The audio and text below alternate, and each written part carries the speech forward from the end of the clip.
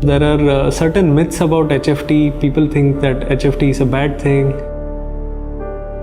That was my main goal, to spread some basic concepts about how HFT works and how it is not a bad thing.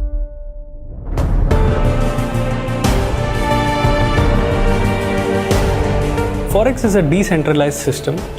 Let me explain how this decentralized exchange works. There is Chicago, there is New York.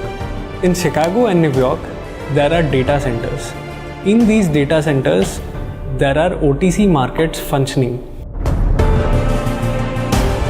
Major volume in all the exchanges worldwide is not people shouting in pits or manually trading from their computers. It is usually automated machines which are doing the trading. So the statistical arbitrage based HFT system can take advantage of this and short the Reliance future and go long on the cash. Only systems with very low latency can see this opportunity arising and take advantage of it. Hi, I'm Siddharth Pujari. Come learn an introduction to high frequency trading with me.